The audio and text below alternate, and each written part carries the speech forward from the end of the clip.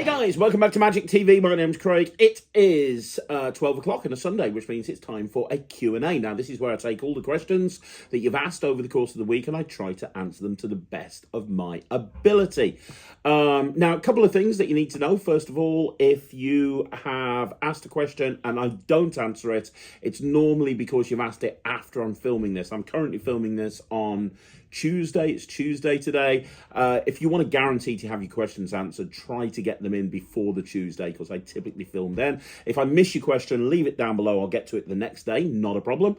Second of all, you get my raw unfiltered opinion here. If I think that a video is kind of a good subject for a longer video, I will get to that at some point in the future. Also, the other thing I want to say, I always say thank you on a Sunday for every single person that's watched a video or 2 videos or 3 videos on my channel. I do this, you know, because of you guys, and the fact that you watch the videos really means the world to me, so thank you very much. But I want to say a special thank you to Leon Anderson for organising the Midwest Magic Convention. Last weekend, I was at the Midwest Magic Convention. I had a blast. Ryland did his first ever lecture, which went brilliantly. You know, everybody loved it. He was performing on the gala show. I was performing on the gala show. I did a lecture. You had people like Nick Lacapo there. You had people like Jay Sankey there, Jamie Williams there. It was a star-studded lineup, and it was a fantastic convention. Congratulations, Leon, for organising a brilliant event. And if I saw you there and I bumped into you, thanks very much for making me feel welcome, and I hope to come back again very, very soon. But without being said, we're going to get straight onto it because there is a lot to talk about. So let's get into this week's Q&A. Okay, so the first question is from Divishan Magician, who I've seen a couple of times recently, most recently at the London Magic Convention, who said, in Dan Rhodes' recent Instagram reel, he exposes a back palm, a force, and a side steal. What's your opinions about this? I actually, before I started filming, you're the first question that popped up, and I actually had to go and watch.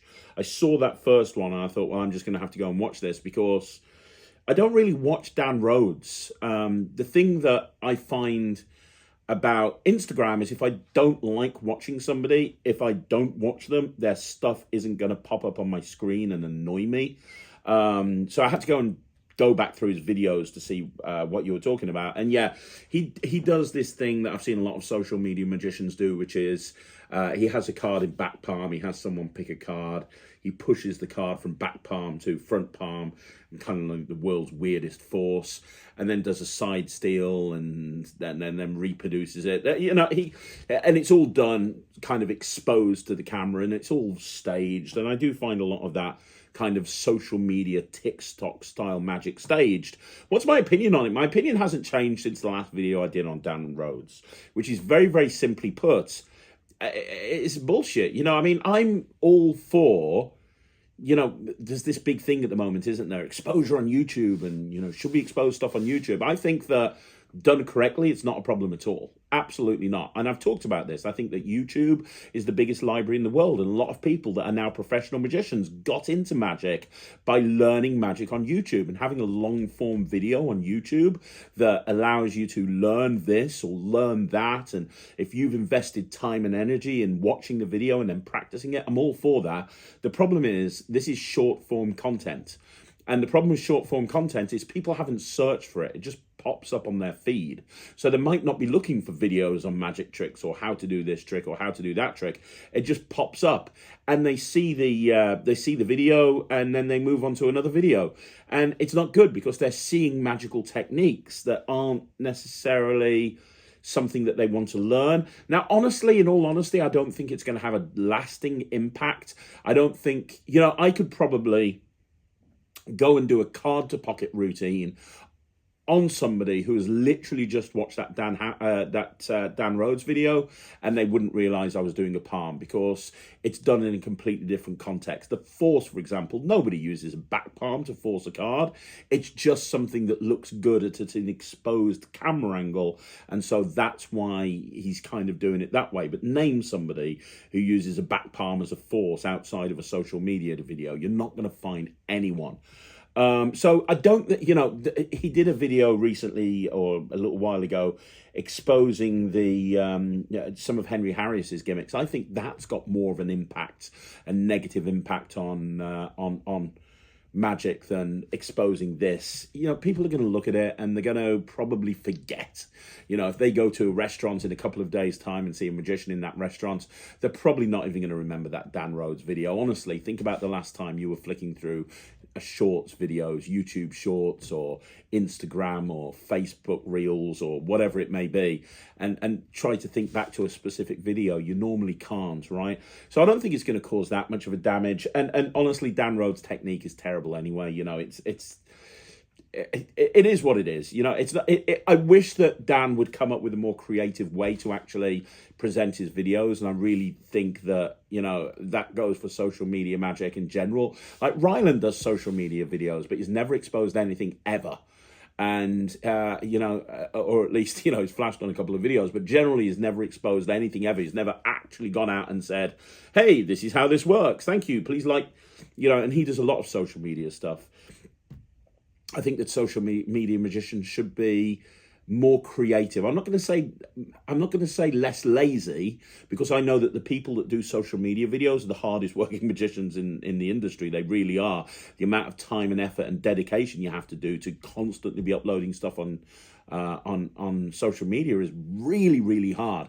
But I think they should be more creative about it and come up with better ways to, you know, capture their audience that they're trying to capture. Having said that, the problem is, honestly, everybody copies everyone else. So Dan Rhodes will put up a video of doing something like that, and then another 7 or 8 people will put up basically the exact same video. And, you know, whatever. It is what it is. It's not going to affect my performance. It's not going to affect the performance of anyone else in the industry. It's annoying and it's not right. But really, the best way to deal with it is not to pay it any lip service, because you know what? I never see Dan Rhodes on my channels, and that's because I don't watch his shit. So because I don't watch it, I never get a chance to see it. Okay, so the next question is from TV Elliot, who says, "Craig, thanks for all the effort you put in for us. You're more than welcome. I'm putting together a coin routine, and I'm wondering what you think of stringing together the tricks that use the same principle. I love Gadabout Coins, 3 Fly, and Charming Chinese Challenge, and they all only require 4 coins, so they could be done in sequence. But I'm concerned that using the one ahead principle, even if these tricks are mechanically quite different, would devalue the overall effect. What do you think?"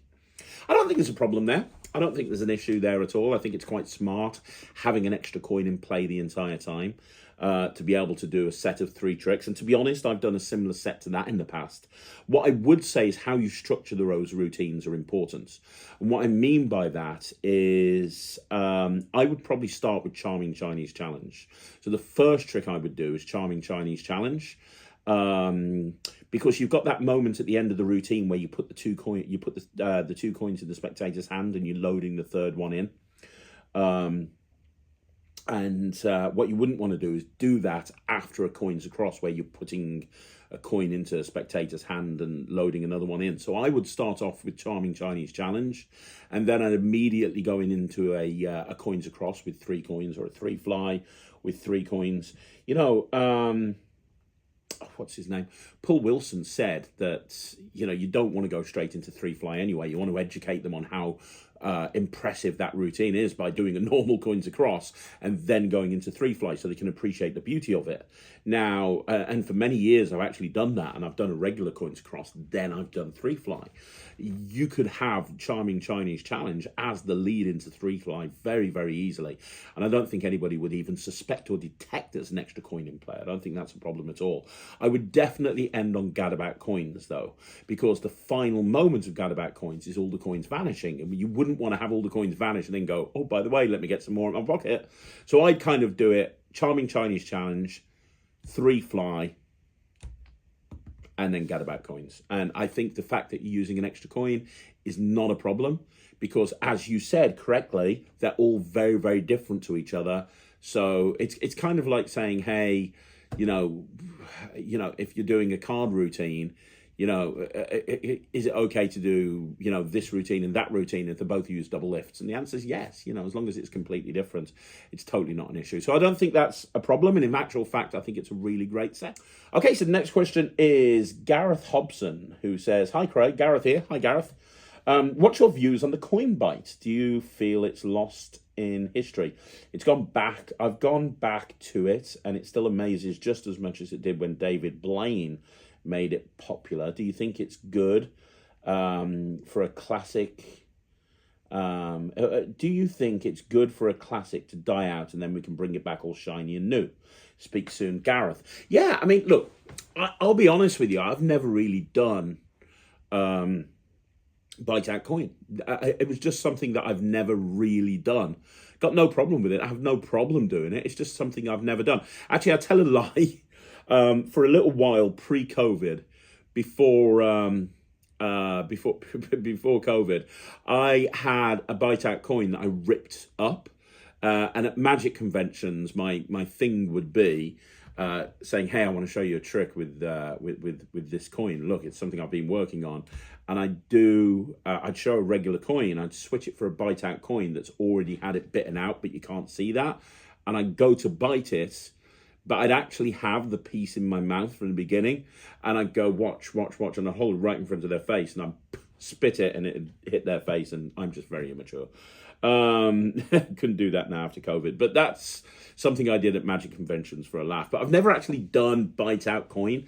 It made a reputation for David Blaine, and a lot of the people now that you're going to be watching, they're going to be showing magic to, they're probably not going to remember those David Blaine specials. I will tell you that Ryland was involved in the Magic for Everyone kit, which Penguin have just brought out as part of their Black Friday sale, and the Magic for Everyone kit includes a bite out Oreo. And when Ryland got the kit and started working on it, because he was in Columbus filming it, but he had it for about a month or two beforehand, and he was coming up routines for it and everything. When Ryland had the kit, he put it into his kid show, because he does kid shows, obviously. He put it into a kid show, and he had a glass of milk. He was doing a routine where there was a glass of milk. I'm trying to remember what it was. Yeah, so he had a glass of milk, because he did milk and light bulb or something, I can't remember.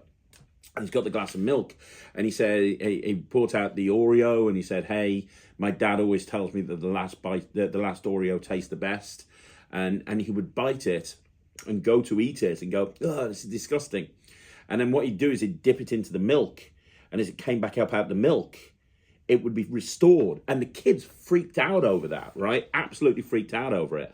And then he would vanish it to make it appear back in the packet, which is great, absolutely fine. And the reactions to that made me realize just how strong the bite out Oreo is. And then when he was at Columbus and he was performing, he was doing like a set of all 4 tricks with the Magic for Everyone kit. So he was opening up with bite out Oreo, then he was going into a card routine, then floating match, and finishing off with pen through bill.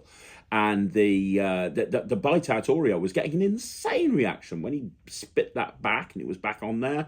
It was getting an insane reaction. So yeah, I think that I suppose you've got 2 questions here. First of all, I think coin bite's great, and I personally don't do it, but I've seen the reactions it gets, and a lot of people you're going to be performing for won't have seen it before.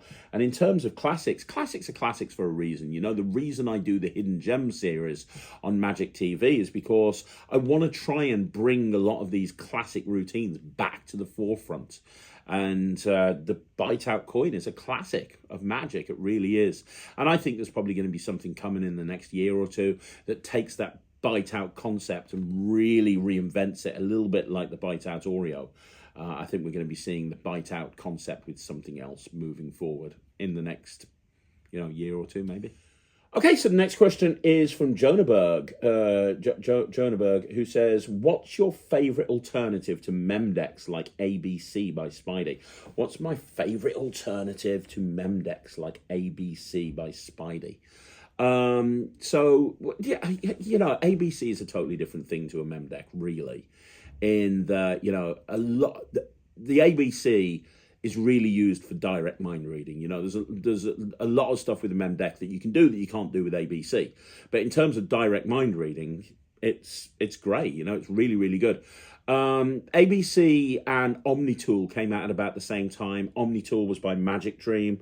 Very similar concept to ABC, but also different. Both of those are great. If you haven't seen Omnitool, go check them out. ABC, obviously phenomenal. Spidey's teaching on it is really great. Other things that are a little bit like ABC, I've done a few different things actually, to be perfectly honest. So my Ticket to Ride by Alakazam, which was a collection of train tickets, that's a similar sort of thing in that it's a stack of marked train tickets so that somebody can take one, and just by looking at the stack, you're going to know exactly what they've taken, and you're going to be able to tell them all the information off that train ticket. I love that because it's very organic. You know, you have the train tickets in your pocket and you're good to go.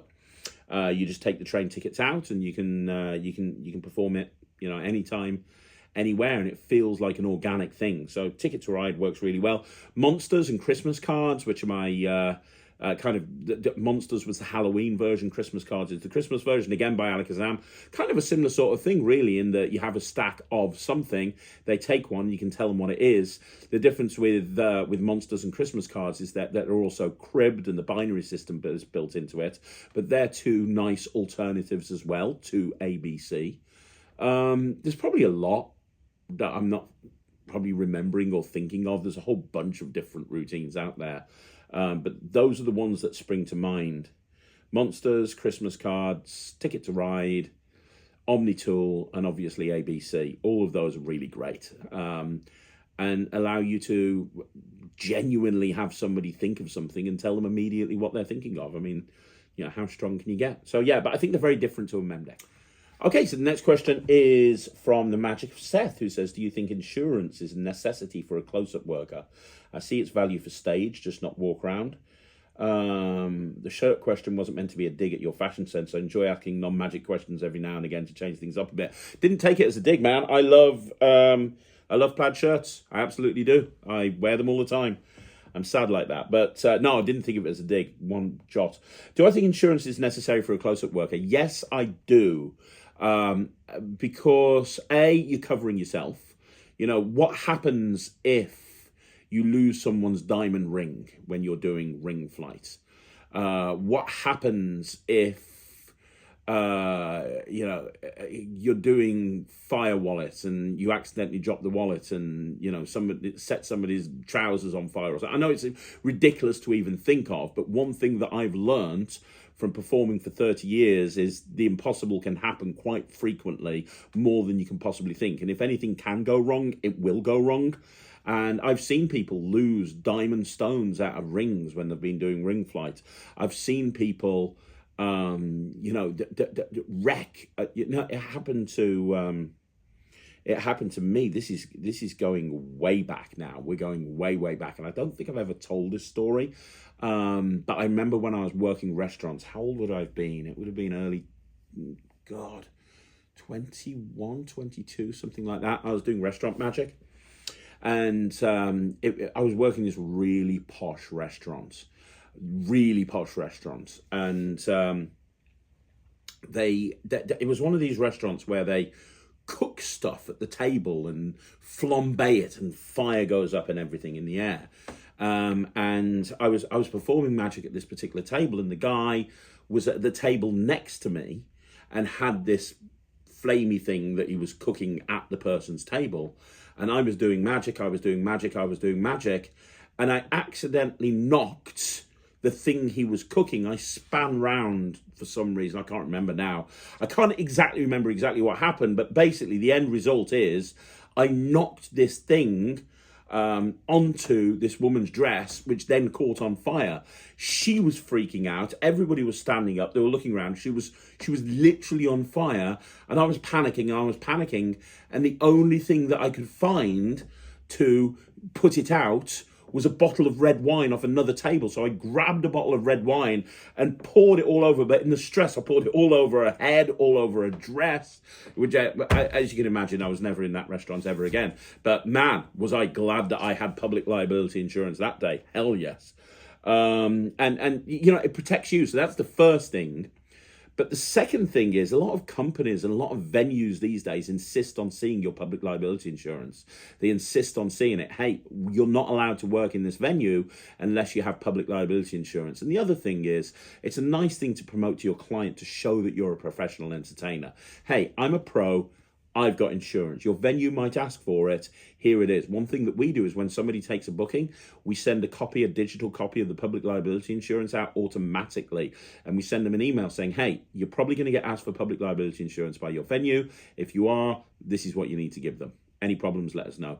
It just makes you look more professional and puts the client at ease. So, yeah, I think it's important, but yeah, it's only my opinion. Okay, so the next question is Andy Cooper, who says, hey, Craig, great to meet you at the recent Newmarket Shindig. What an awesome day. I agree, it was a fantastic day. Great to meet you, Andy. Question, in your opinion, would using the digital force bag app be a good way of getting one ahead for a mind-reading routine? It's likely that the spectator could feel that a 1 in 100 choice isn't really mind-reading. Would love to know your thoughts. Thanks in advance. Okay. Let's try this again. So, is digital force bag a good way to get one ahead in a mind reading routine? Yeah, I mean, look, I've talked about how I do the one ahead principle in a couple of projects now.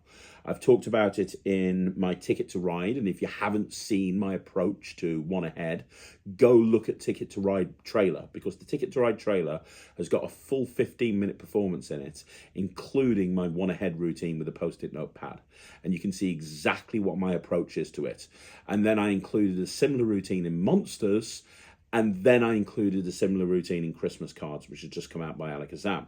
So there's 3 different routines there that use the one ahead system, the kind of that mental epic one ahead for mind reading. I have 3 opinions on this. First of all, what I hate about seeing a lot of people that do this type of thing in close up is I very much don't like it when there's 2 open questions and then a very closed question, where it's kind of like, hey, name anything, now pick a card. I just think that's kind of a bit naff, to be perfectly honest. I think it's a lot better if each one feels like it was a completely free choice. Now, my approach to that is to use something like Ticket to Ride, or to use something like Monsters or Christmas Cards to apparently give people a choice that they don't look at until later on. So with Christmas Cards, for example, I say, look, I've got all these different Christmas films. Can you take one, put it to one side, don't look at it. We'll get back to that later on. So now I know what that information is because the card's marked. I know what that information is. I know the name of the film that they've seen. So I can go straight into my one ahead routine already aware of that information. But they haven't picked anything apparently. Well, they have picked something, but they've not looked at it, right? The problem with Digital Force Bag is you would have to kind of it becomes a little bit procedural because, you know, it's kind of like, it would be, I'm going to ask you a question for this. Think about it. Boom. I'm going to ask you a question for this. Think about it. Boom. Now, can you give me a number from 1 to 100? And blah, blah, blah, blah, blah, blah, blah, blah. You know, it's kind of like, well, why are you suddenly changing the way you're getting me to think of that information? Why wouldn't you just be asking me an open question again? But the problem is, you don't really want them to have that information until you get to that point. So with Digital Force Bag, if you did it at the beginning and got it out the way at the beginning, they're going to know that information ahead of time. So the advantage of both Ticket to Ride and Monsters and Christmas Cards is that you can literally just say, look, I've got all of these different Christmas films or all these different monsters or all these different train trickets. Take one and put it to one side. I want you to have a completely free choice. Are you happy with that one? Do you want to put it back? That's the one you want. We'll look at that later on. Let me ask you a question. So then you ask them a question. Then the second time you ask them a question. And the third time you go, okay, I want you to think of a Christmas film. You put a film to one side, didn't you? You haven't looked at it yet. Have a quick look at it. Right, have you got it? Brilliant. So it feels like there's no procedure because the procedure was done at the very beginning. The second thing that I think is important is there needs to be some sort of narrative. And again, normally, when you see people do one ahead, it's think of this, think of this, think of it. And it's 3 completely disjointed things. Think of a playing card. Think of your best friend at school. Think of a country. Whilst what I like to try and do, and look at Christmas Cards, for example, what I like to do with Christmas Cards is I like to say, hey, we're going to create the perfect Christmas day. So first of all, I've got all these films. Put one to one side. Don't look at it yet. Perfect. Right. The first part of Christmas Day is you wake up in the morning, you go downstairs, and there's a big present under the tree. It can be any present. Your perfect present. Think about it. Put it down. Brilliant. What was your perfect present? It was this. Great. Okay. The next part of a perfect Christmas Day is you're going to sit down to watch a film in the evening, because we all do that, don't we? But you're going to pour yourself a big drink. What are you going to pour a drink of? Think of it. Brilliant. Okay, what was the drink? Okay, interesting. And then the final thing is you're going to watch a film. And what film are you going to watch? Well, you pick one earlier on. Don't look at it just yet. Fantastic. What was the film? Okay, cool. And then you reveal, right? And how you react. Pete Turner's talked about this as well. How you react when they give you the information. So you've made the prediction, you write it down. How you react when they give you that information is very, very important. But I think it's really important to tell a story. Like if you look at Ticket to Ride, I talk about going out on a date and having the perfect day. And you're going to go somewhere in the country on a day out. So take a train ticket, that's where you're going to go, but don't look at it just yet. Now, there's certain elements to this day out. The first part is what you're going to be doing. The second part is you're going to be hanging out with a celebrity, who you're hanging out with. And the third part is where you're going. So I think that's better if you conduct a story as opposed to having disjointed information. And the other thing that I would say, and if you go and look at the Ticket to Ride trailer, you'll see what I'm talking about. I think it's much better if if the thing that you're writing on, so when you see me doing it, for example, when I'm doing the Christmas thing, I write at the top of my Post-it notepad, I write film, and then I predict the film, and then I write, I write present, I predict the present, I write drink, I predict the drink, I write film, I predict the film, so that when I open them up later on, it's correct. It's more deceptive that way, and you can go back and look at the trailer for that as well. So those are my thoughts, as you asked, on One Ahead or on the mental epic type situation. So I think digital force bag could work, but I think the negative is you'd have to do it just before the third reveal, and why you're changing the procedure around at that point. And if you did it at the very beginning, like I do when somebody takes a train ticket, well, you're getting them to look at that information at the beginning. So why are you doing that at the beginning and you didn't do it later on? Whilst with a train ticket or a Christmas film, you can just put that to one side and say, leave that there, we'll get back to that. So it feels like less procedure. Anyway, you asked, that's my opinion. Okay, so the next question is from Elsie, who says, do you have any advice for people looking to research methods, tricks that might be hard to acquire? I have a couple of ideas for uses of a certain existing plot, but it's difficult to do when material is discontinued. In my case, love cards, or where the material is expensive enough to buy a large amount of it just to research isn't feasible to me. Is there a cheaper way to do it? Is it a case of contacting creators? Any help would be appreciated. Yeah, I mean, a lot of the time it's contacting creators. So with love cards, you're talking about me, right? Because that's my trick. And it has been discontinued. It came out about 15 years ago, but trivia that came out through Alakazam is basically love cards, but instead of poetry, it's films. I just updated the love cards principle to work with movie trivia instead of wallet cards. So the principle is kind of being updated. But you could contact me, and I've had so many people contact me. I remember when Michael Murray bought out Showreel, his wonderful celebrity prediction effect. He contacted me because I bought out Gossip beforehand, which was a celebrity reveal with a page torn out of a magazine. Now, it's a completely different method. He didn't need to contact me, but he did. And I think that contacting creators is normally a really good way to go about that. Especially if the material is discontinued. In terms of when the material is expensive, that buying a large amount of it just for research isn't feasible. Again, contact the creator. So let's say that you've got something that uses a trick. You've got something and you've shown it to somebody, and somebody says, oh, you want to check this trick out, and this trick's £1,000, for example, and you don't want to spend £1,000 on the trick for research. Contact the creator and be completely honest with them and say, look, I'd really like to speak to you about your effect. I don't really have £1,000 to drop on it. However, I'm researching my own effect and I was told to check yours out because of this. Can I jump on a phone call and have a conversation with you? That's probably the best way to go about that. Communication is the key here a lot of the time. Communication really is the key.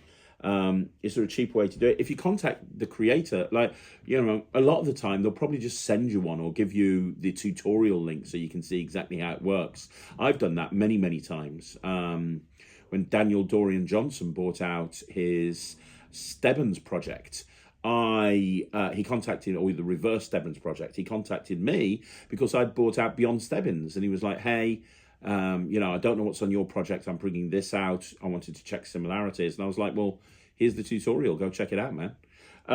So I think you'll find that a lot of creators are really helpful with each other if you're just open with them. It's when you kind of do things behind their back that things become a little bit more awkward. And there's obviously shades of grey.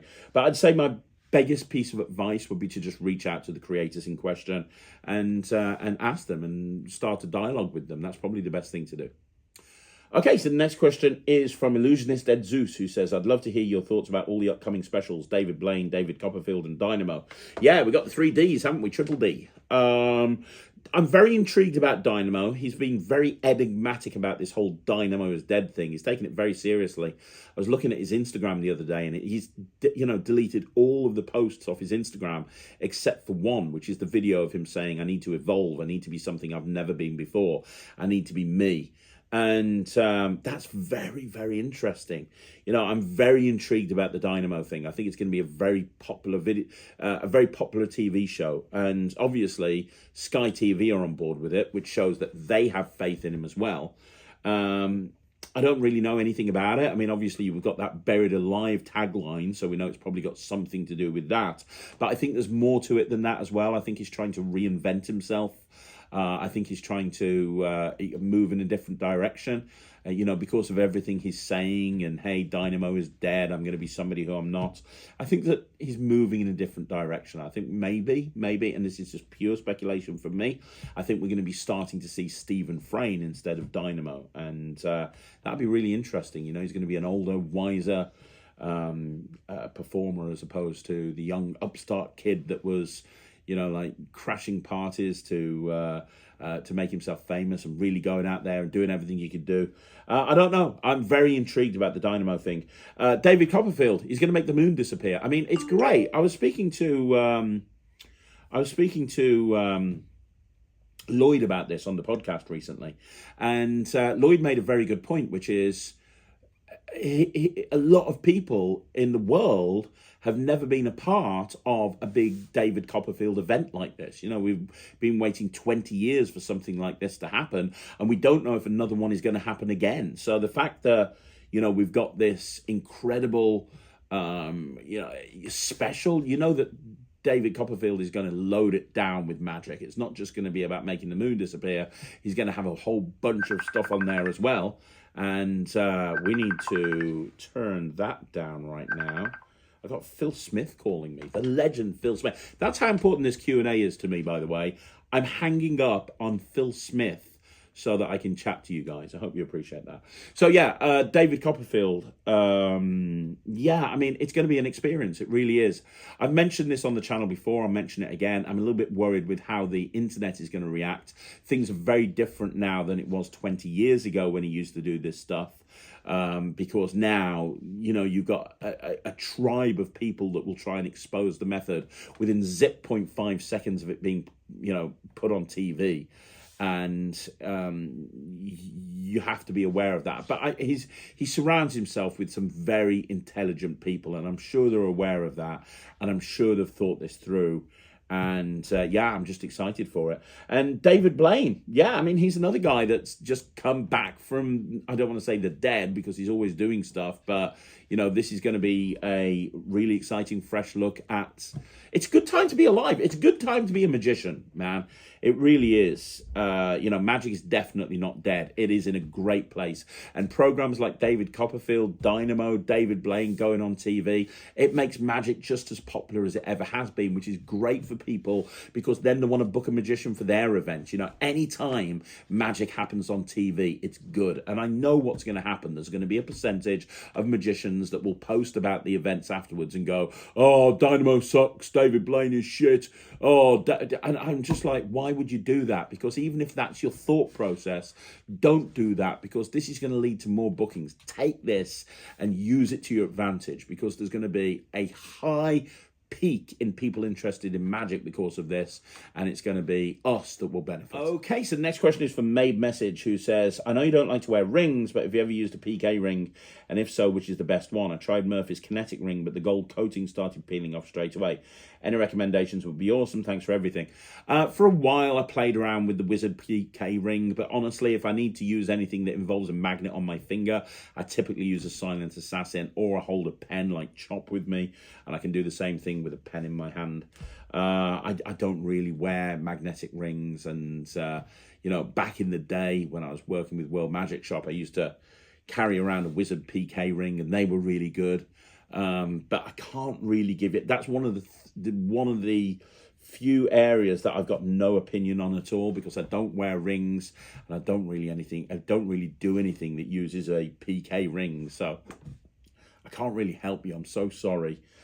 Maybe if somebody's watching this and has some recommendations for good magnetic rings, you can leave it in the comments down below. That would be awesome. And then maybe we can help Made Message make a decision as to what PK ring to get.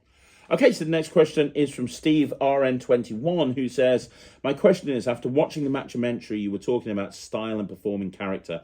I like horror, and I was wondering what kind of dark tricks you'd recommend. Looking for TikTok and close-up, but open to stage as well. Also have a fragrance TikTok page, and I was wondering if you could think of anything that I could use a fragrance bottle with. I thought Cups and Balls and the final load is a fragrance spray. But a real one is too loud and too awkward. I don't know. Right. Okay. So in terms of dark and brooding and mysterious and horror, my advice would be to go and look online and look at all of the different performing characters like that. Look at D. Christopher. He performs as like basically a walking zombie. Look at the Shocker, which is kind of the wrestling character. People like that. Look at videos from the amazing Jonathan. Look at the sort of stuff he did. You know, if you like horror and you like dark tricks, look at some of the stuff from Nicholas Mavresis. Look at Jamie Dawes from the Dark series, more of a storytelling approach to kind of, you know, things like The Given and The Collector and Krampus and things like that. Look at the Dark series from Alakazam and the Tackling Terrifying Taboos by, you know, Jamie's just put up a new Tackling Terrifying Taboos with Alakazam, where he literally broke his whole Halloween show down. Look for that sort of stuff, because that's the kind of thing that you want to look at. I don't really do horror. I don't really do dark or mystifying at all, to be honest. But the best advice I can give you is, if you know the type of character that you want to be, go out and do some research. And I'm not saying rip people off, but I'm saying go and have a look at the way that people approach that character if they're also playing that character. And look at stuff that you like and look at stuff that you don't like, and then think about how you can incorporate that into your own character, and you can put your own personality into it as well. The thing is, you'll find a character, it's about research. A lot of the time, it's about research, and this is something I've been drilling into Ryland recently. You know, when you find your character, you want to go out there, you want to really, the best thing to do is flight time. As you perform more, as you go out and perform more, you'll realize the type of person that you want to be.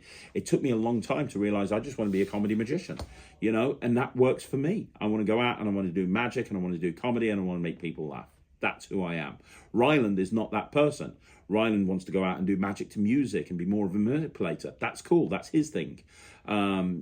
Find what's best for you and do some research into it and how you can incorporate that into your act. In terms of the fragrance thing, I think it's a bit obvious doing final loads as fragrance spray. If you have a fragrance TikTok page, I would think of a way, and I don't know the solution. When I'm creating magic, a lot of the time I don't think of the method. I think of the trick and I think about what would be cool. And then the method comes later. So at the moment, I'm putting together an act for Ryland. It's a Harry Potter themed act. And I said to Sarah, my wife, the other day, I said, I'm going to get him to do this. And she went, how's he going to do that? I've said, I've got no idea. but that's what I want him to do because that's cool. And she was like, yeah, that'd be really cool, but how the hell is he going to do it? Well, I don't know. I'll figure that out down the line. But right now, that's what I want to achieve. And that's what you have to think of. So if you've got a fragrance TikTok page, think about what would be really cool. So for example, think about, and this is the effect that instantly comes to my head when I read that. You bring out a fragrance bottle, but it's just got water in it. They smell it. There's no fragrance to it at all. And then you bring out some cards with different fragrances on you. You say, that smells like strawberries, that smells like apples, that smells like orange, whatever it is. And they're holding onto the bottle and they pick one of those fragrances. And then when they pick the fragrance, they spray it and they sniff it, and now it smells like the fragrance that they've picked. Now it could be that you've got two small tester bottles, one that's got water in it and one that's got a fragranced smell to it. That's very obviously like strawberry or something, and you have them spray it and it smells like water, and then you switch it and you give it to somebody to hold, and then you do a force with like fragrance cards and you set it up so there's a force or something. There's lots of different ways of achieving it. Don't worry about the method. My advice is, you sell fragrances. You've got a TikTok store selling fragrances. I think it should be all about the smell of the fragrance. That's, I think, is what's important. You know, I think that loading a fragrance bottle into a chop cup, I think that's too obvious. I think it really needs to be kind of more going down the route of what the fragrance is. SEO Magic, we reviewed it on the review show a little while ago. SEO Magic have this thing where there's a picture and you have a spray bottle with water and you spray it, and as you do, it makes the picture appear. And they've got a playing card version, they've got a Mona Lisa version, they've got a couple of different versions. That might be a cool thing to do. You know, talking about magic perfume or something and spraying, and as you spray, the picture appears. And I don't know, you know, maybe you force a fragrance bottle that says Mona Lisa on it or something. There's a lot of different options, but that's the route that I would go down if I were you. Okay, so the next question is from Divishan Magician, who says, have you ever done an extreme burn and people have grabbed the money? Obviously, they're just joking and they give it back, but it's bad when this happens because with the new notes, they are taped together, and if it's pulled a lot, the tape will break. So how do you avoid this? I can't really tell them not to grab it because as soon as they do, the receipt changes, so I don't have time to explain. Well, that's, you know, I mean...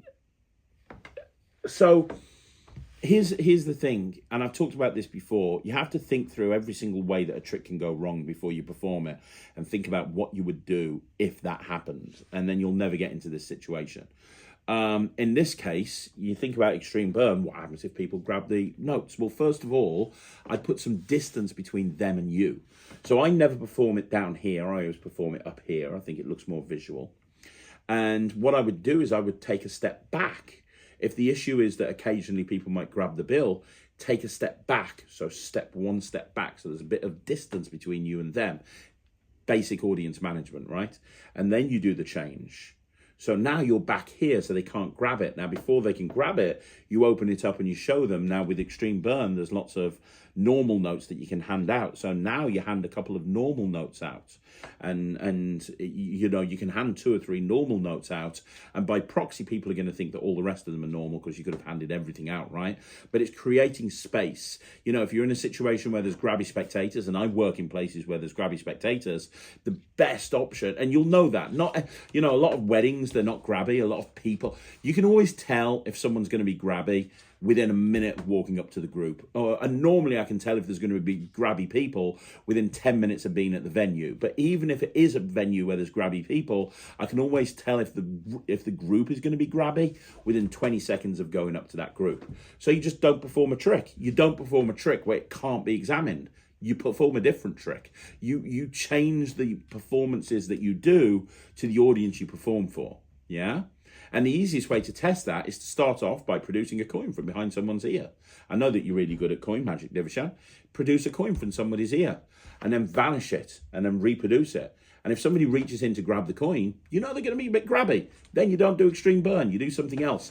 Do a tester trick, first of all, to find if they're the right people. And vary your performance. Vary your set that you do based on the audience you perform for.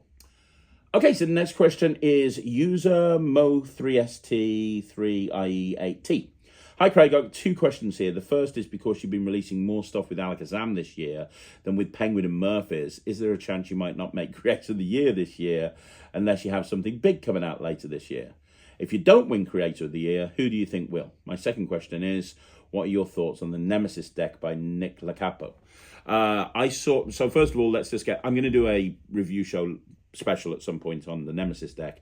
I saw Nick perform this at the Midwest Magic Convention in his lecture and absolutely destroy a room full of magicians. It was very, very funny to watch. What do I think of it? I think it's incredible. I think it's really, really good. I got fooled by it. If you saw me on the trailer, I think it's amazing. I think it's a great effect. And I think that, I'm going to review it soon, so I'll review it soon. But ultimately, I think it's absolutely brilliant. And it's very clever thinking of Nick's. And then in terms of the releasing more stuff with Alakazam, yeah, I suppose so. All I've released this year with Penguin is Gatekeeper. I think there might be something coming at the end of the year, but it's just Gatekeeper. And with Murphy's, I've bought out ED Seat and Cube 52. Is that it? Yeah. ED Seat and Cube 52. I think that's it. ED Seat and Cube 52. I've done 3 tricks with Murphy's and Penguin, and I've done a lot more with Alakazam. I don't think about winning Creator of the Year or not winning Creator of the Year. Gatekeeper, which was my one release with Penguin, was a really big success. But I think they've had some amazing releases as well this year. So I don't know who's going to be Creator of the Year. Who do I think will win it? You know what? David Jonathan has had a killer year this year. I think David Jonathan is just amazing. Absolutely amazing. I think that David could be in for a chance to win it. Also, I think Angelo Carbone could be in for a chance as well, because he brought out the End book test, which was very well received. Then he brought out the Demi deck, which was very well received. And I know he's got another trick before the end of the year, and that is incredible. I've had that for about a year. Lucky enough to consider Angelo a good friend. And I know what that trick is, and I think it's brilliant. So all 3 tricks that Angelo's brought out this year have been killer. And it's been a while since we've had 3 Angelo Carbone tricks in 1 year.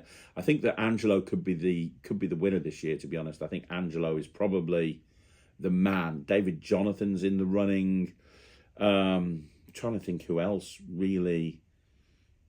I'd have to go back through. Henry Harrius has got some good stuff out this year, but I think it could be Angelo.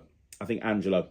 I'm going to go with Angelo. Angelo's winning Creator of the Year this year. Okay, so the next question is MS Crim 83, who says, "Hi, Craig. Any chance of getting a VMC strictly on strippers?" Stripper decks, that is. Yeah, the VMC, by the way, if you don't know, is the Virtual Magic Club, which runs every week on my Netrix platform for silver and gold level subscribers. And we did one yesterday, which was brilliant. And yes, absolutely, yeah. Stripper decks, absolutely. I've got some work on the stripper deck that's killer. So yeah, I can do a stripper deck, VMC, absolutely not a problem. I think it'll be January now, because I'm pretty much set with what I'm doing what month is it? I'm pretty much set with what I'm doing in December. But yeah, January I'll put a stripper one in. We'll probably have to do a couple of them because I've got a ton of material. Okay, so the next question is from Steve Murdoch, 4783, who says, "I just pre-ordered Dennis Alm and Dick Barry's executive pad. I don't normally pull the trigger before any reviews are out, especially on higher-end items like this, but seeing Doc Hilford really got me excited for this. Then I saw it's getting the petty treatment and I was sold. Will you be reviewing it now that it's been announced, and will Matt nick yours?" Yes, I'm going to be reviewing it. Yes, Matt will probably nick mine. I think it's absolutely bloody amazing. I think that the executive pad is incredible. I think that I'm very lucky to be a part of this project. Doc Hilford really approached it from a mentalism point of view, as you could imagine. And I approached it from a magic point of view. I put 11 routines on, live performances of pretty much all the routines, some really, really strong routines. There's this one routine which is just killer, where you bring a pad out and you put it down on the table and you say, "Hey, name any letter you want." So they name a letter, and you go, "If I told you that was on that pad, would that be good?" And they go, "Yeah." And you turn over the pad and there's like 50 or 60 letters just written all over this pad, right? And you go, there you go, it's there. Thank you. And they're just obviously not impressed. It's like the old 52-to-1 card gag, but with letters. And you go, look, I tell you what, do me a favor, sign it. So they sign it, and you put the pad in between their hands. And then you have somebody else name a celebrity. And let's say they say Tom Cruise, right? And then what you do is you go, watch. And then when they lift up, all of the letters have vanished. And all that's left is Tomcruse, but it's not written Tom Cruise. It's like where the letters were earlier on, and then you rip it off. It's still their signed piece of paper, and you give it them as a souvenir. That's just one of the 11 routines I put on that project. I think that the executive pad, out of all the stuff that Penguin have announced, is the dark horse of this year's batch of Black Friday releases. I'm so excited to be a part of that project. I love it. Okay, so the next question is from Adrian Suter, who says, hi, Craig, this Q&A was awesome. Thank you very much. I have a question about kicker endings. Let's say a mentalist force something and then reads the spectator's mind. Then, however, adds a prediction kicker ending showing they've known the spectator's choice ahead of time. I always think this undermines the premise that they can read the spectator's mind. Is it just me, or such kicker endings a problem? Mentalist forces something, reads the spectator's mind, and then adds a prediction kicker. Yeah, I mean, look, there's a right and wrong way to do everything, and everybody's got an opinion, and it'd be boring if everyone did something exactly the same way, right? I understand where you're coming from, and like if you look at my Christmas cards project, for example, I have multiple live performances on there, but one of the performances, or many of the performances, I say I'm going to read your mind 3 times. And the third time, I'm actually going to predict what you're going to do. So I put a prediction down. They pick a film. I tell them the film. They pick another film. I tell them the film. And the third time, I've predicted the third film they picked from the very beginning. Now, that is kind of like a kicker ending in a way, in that I've made a prediction, but I've predicted a different outcome. You're talking about, let's say I predicted a film, I read their mind and told them the film, and then I predicted the film as well. Yeah, I mean, I can see how you'd think it would undermine something. Absolutely, 100%. Yeah, I could see how you could think it would undermine something. But honestly, I think that there are performers that could pull that off. You know, everyone has pet hates. So if you look at Ryland's audition on America's Got Talent, I loved his audition. And we went back and forth on what to do a long time.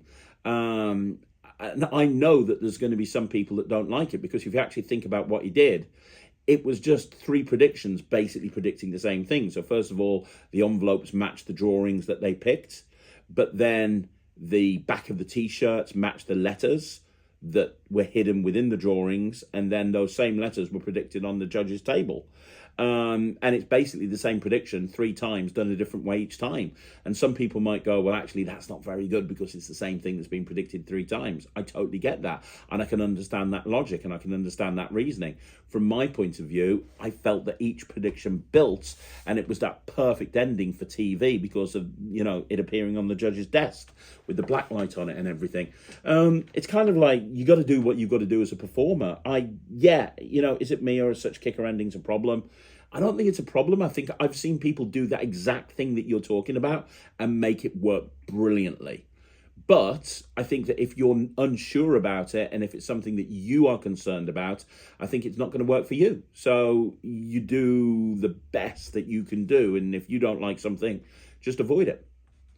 Okay, so the final question is the Crying Scotsman, who says, when the world's biggest magic wholesaler doesn't care about ethics and refuses to do anything about blatant rip-offs, hypnosis, and the bigger picture, how should the magic community respond? Very hard to boycott Murphy's Magic, but no real alternative, is there? I've kept out of this. I'm trying to stay controversy-free for a while. I really am.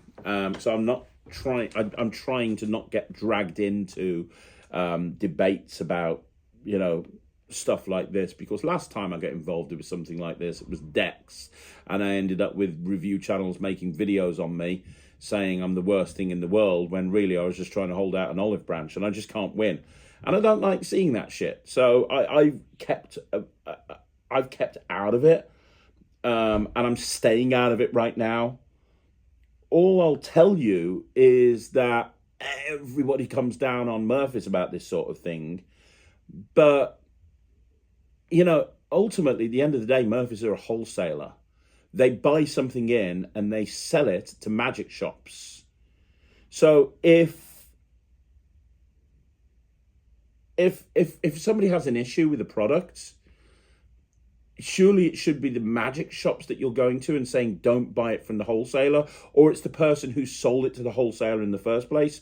So if I'm Coca-Cola and I don't like the fact that Costco sell Coca-Cola, Pepsi, but also some really off-brand nasty Coca-Cola, I'm probably going to go to the company that makes the nasty Coca-Cola that sold it to Costco in the first place. I'm not going to go to Murphy's. They're just a wholesaler. They buy it in, and they're not telling people what to buy or what not to buy. As a magic shop, you don't have to buy everything that is listed. A lot of magic shops don't. Monster Magic, Alex, for example, there's a lot of stuff he doesn't list. He only lists the stuff that he really believes in. So, I think that, a lot of the time people come down on Murphy's with a ton of bricks, and I just don't think a lot of the time that's fair or warranted, or at least blame should be pointed in another direction. Now, regarding the debate as to whether Hypnosis and the bigger picture should have come out or not come out, that's something I don't want to get dragged into. Maybe I will down the line, but I am absolutely sick to death of being dragged into conversations where I just can't win. Because if I stand here and I say Hypnosis is great, I think that it's different enough for it to be released, and I think that it's a advancement on a technique that 100 Monkeys used, but they've advanced it, and that if I say all of that stuff and I say it wasn't, then I'm going to have people come down to me and say, oh, you're screwing over Chris Philpott. But if I turn around and I say, you're right, 100 Monkeys is the original, what the hell were they doing bringing out Hypnosis? I'm going to get a bunch of people coming down on me on that as well. And I'm sick to death of constantly having people